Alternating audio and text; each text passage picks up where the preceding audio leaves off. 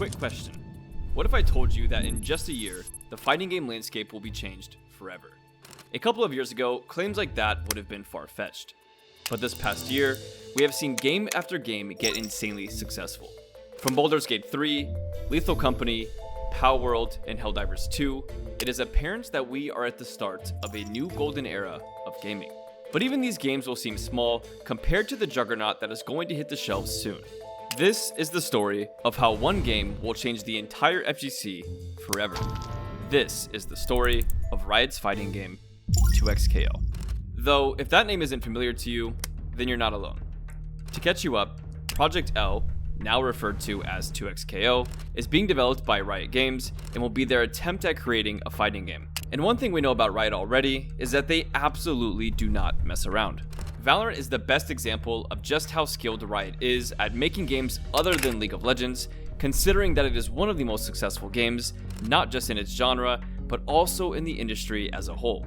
To put it into numbers, it had close to 19 million players logging in during the month of March alone. It would be an understatement to say that Valorant was a success. And now, that very studio is working on bringing the same level of change to the fighting game genre. At first glance, you can already see that Project L has a lot of love put into it. As it is with all Riot games, the characters and set pieces look extremely stylish. Right now, there are 6 characters confirmed to be in the game, which are Darius, Ahri, Echo, Jinx, Illaoi, and Yasuo. And all 6 of them are from League of Legends, which means other popular characters like Zed, Kai'Sa, and Smolder could be added to the game eventually as well. Or at least we hope. And with 167 champions in League of Legends, it's impossible for them to ever run out of new characters. And that's not even including Valorant characters if they decide to go that route. But that's not where the advantages stop. And when we start listing them out, it feels like all the odds are in favor of 2XKO. Something to keep in mind here is that fighting games are notoriously expensive. For just the base game alone, you usually would have to pay $40 to $60 and then more payments every couple of months when new characters launch. Most of the time, these new characters are not only extremely cool, but also stronger than many of the original characters, which means that you'll have to pay if you want to play competitively. On the other hand, 2XKO will be completely free to download and will have seasons just like most other live service-based games, instead of having any paid DLC. Now, there will definitely be microtransactions too, but considering League's track record with them, it won't be too intrusive and will still allow for a fair matchup. So, the pricing is already something where 2XKO has a leg up compared to other fighting games. Another thing that fighting games often struggle with is community support and being enjoyable to most of the fighting game community. A lot of players enjoy the good story of Mortal Kombat, but it's hard to get into because it changes up a lot of the things that people have come to expect from fighting games. Guilty Gear Strive is something that is brought up a lot in this argument because of its extremely complicated ranking system and layout. And despite a lot of feedback from players, that layout still remains as part of the game. Most important of all, fighting games are extremely difficult and tough for new players to get into. However, 2XKO seems to be learning from these mistakes and is completely focused on having a community-first approach to creating the game, with a special focus on making it accessible to first-time players. But even this is not the end of 2XKO's advantages. After all, these are just the problems that they are trying to tackle when it comes to fighting games. And as executive producer Tom Cannon himself has said, from the start of this project, we felt that if we were going to make a fighting game, we needed to bring something new to the genre. Just like Valorant, their goal is not just to create a game that solves many of the existing issues of the genre, but also to create a game that brings new life to the scene. We recently made a video on Multiverses, a fighting game that managed to reach 20 million players at one point. And one of the things that contributed a lot to its success was the fact that it was 2v2 combat. If I wanted to play the game, then I would convince my friend to buy it so we could play it together. But in 2XKO, the name itself says it all. It's meant to be 2 KOs, and features an amazing dual play system. Fighting games are notorious for having extremely small fan bases. Just consider the fact that Street Fighter 6, which has crushed multiple records and is one of the most popular fighting games in the genre, only has 13,000 players on average every day, and a peak of 30,000 players. It's not even a drop in the bucket when we look at games like League of Legends, which have millions of players every day. One of the big reasons behind that is the fact that most fighting games are single player. You pick a character and fight another character for multiple rounds until someone comes out on top. This creates sort of a solo journey, and you often don't interact with other players unless you're fighting them. But just like with multiverses, the fact that 2xKO has that 2v2 combat as a priority means that more people will be hopping on to play the game. And playing a game with friends also means that you'll be motivated to play the game for longer periods of time, which would increase the number of players retained months after the game's release. This kind of change could completely shake up the fighting game genre. But that's not the only innovation they're looking to bring to life.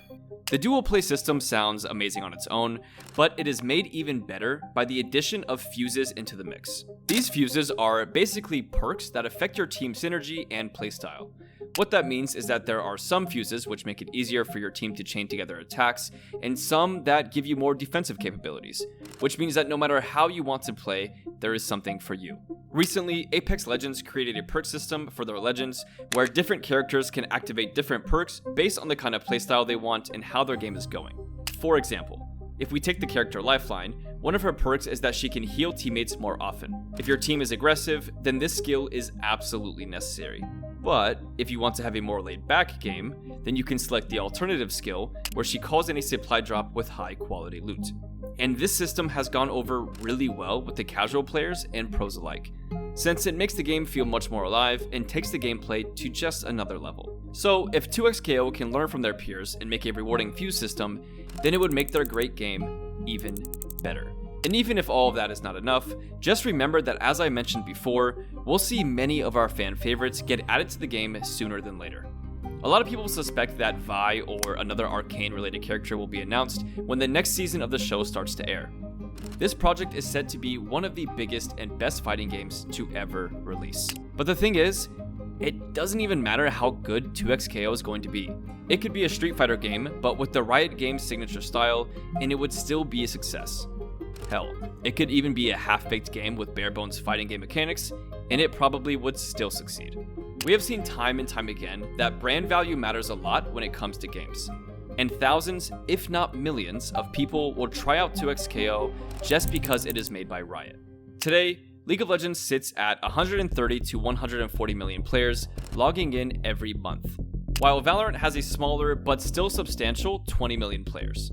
Together, that makes for about 150 million players at the very least. If even 1% of that audience decides to try out the game, it will be downloaded by 1.5 million players. And now comparing that to the 70,000 players that Street Fighter 6 had at its peak, this game has the perfect opportunity to bring the fighting game genre to a height that it has never seen before, just because of the awesome marketing that Riot Games has. Over the past year, we have seen a huge change happening all over the gaming landscape. Games that are made to cater for everyone have failed one after the other. And games like Baldur's Gate 3 and Palworld, which were meant for more niche audiences, have succeeded beyond imagination. And it's not like these games get famous by chance. For years now, the indie scene has given us many of our favorite games like Hollow Knight and Celeste. And the reason why those games work is because they have a clear vision of what they want to achieve and know who their audience is. And what this means for the gaming community is clear. People don't want to play a game that never takes risks and ends up being boring and bland. Most gamers today just want to enjoy a good and fun gaming experience, and they're willing to try new things if it means that they get to have fun. So when we take a game that is gearing up to be one of the best fighting games ever released, make it accessible to new players, has no cost involved, is extremely stylish, has an endless number of fun characters, and even has duo play so people can play together, it will definitely be a huge success. And when we add the millions of players who will already be getting the game because of the brand value that Riot has, it seems that the day 2xKO finally releases will be the day that the fighting game community changes forever. Consider subscribing to help us reach our goal of 1,000, and if you want to hear the story of the surprising revival of multiverses, watch this next.